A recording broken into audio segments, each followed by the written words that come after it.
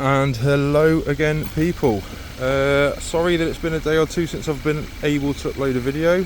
Been extremely busy as per usual. Hope everyone's alright. Just spent the last couple of hours faffing around with this pain in the arse. So just now that I've found the fault, I will make a quick video on it just to give you guys some info. Maybe someone's got a similar issue with a Kia Ceed 2012 1.6 petrol. Anyway, the fault with this one was just a straight non-start. I got here initially a few weeks back and the battery was completely dead. So we changed the battery, programmed it into the car, still nothing. I couldn't find any wiring diagram or fuse box info on all data, so I had to request it, and they did actually come back with the info, which is great. So I wanted to know where the starter relay was on this vehicle, and it turns out the starter relay is the fifth relay here, relay number 59, which is this relay here, which you can see some suspicious wires coming from, which I'll explain shortly what they are. Anyway, there was the continuous 12 volt was here, you know. I won't remove it now, but there was the continuous 12, but there wasn't a switch 12 when the key was being turned, and there was also no switch negative on the ECU side. Couldn't really figure out what was going on, so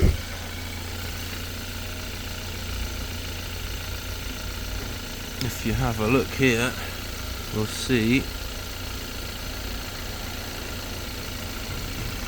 So we have battery, big multi-fuse, which is this fuse here, which is fine, 40 amps. That goes into this pin here, which is fine. Oh, phone's ringing, one sec. So anyway, before I got interrupted, yes, there is a 12 volt, the permanent 12 volt is there. However, we weren't getting any 12 volts here, and we weren't getting any 12 volts here. I was getting 8 volts here for some weird reason, and then no earth on this side, on the negative side. Tried all sorts, there's this, it goes through the ignition switch, through this fuse 31, which is in the body control module, 7.5 amp fuse, then it goes through the ignition lock switch, which is on the clutch pedal, then it goes down to the pin 5 on the relay, and then that's switched for the stop-start system, relay control. That's switched by, I assume it's for the stop-start, but anyway, that's switched by the ECU, that gives it the earth. So I was getting 5 volts on there for some reason, and I was getting 8 volts here. I've now simply earthed it, permanently earthed, and then ran the 12 volts here from the 12 volt feed that's coming from the ignition lock switch. I've bypassed the wiring in the vehicle to get to it, and it's working. I can now start the vehicle off the key. So key out, key in, and it fires straight up. So there's a fault with the engine control unit, and also believe the wiring between the clutch pedal and the relay. So that's a bit of a strange one, why it's got two specific faults. It could just be the engine control unit that's causing the issue, because like I said, there was 8 volts on the other side of the relay, so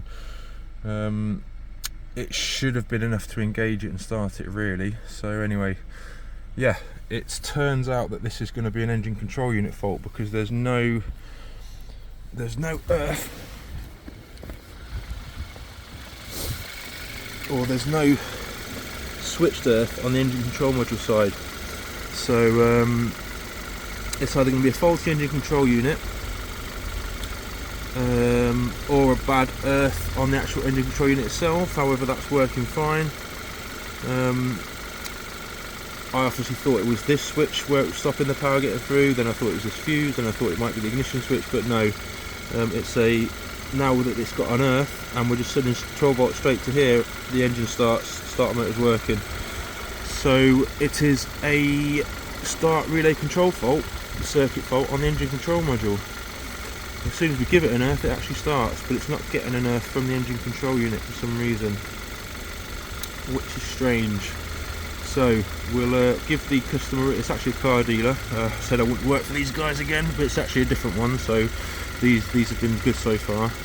So anyway, yeah, we'll advise that it's going to need a new engine control unit at least, if not also this wire is going to need to be redone to get a clean power feed to the switch side of the relay.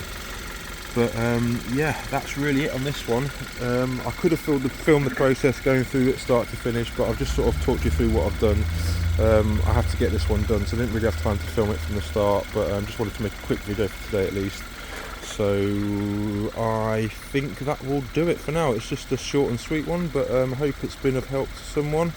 This is the stop-start version, so I think the reason why that's switched negative is for the stop-start system, but yeah, I'm not 100% sure, so we'll quote them to supply and fit a new ECU if they want that doing. If not, we'll leave them to it, and yeah, we'll film it again on the next video. If we do the ECU, we'll carry on filming, we'll make another video on that, but until then, yeah, that's been it for today. So please like and subscribe, and hope to see everyone again soon.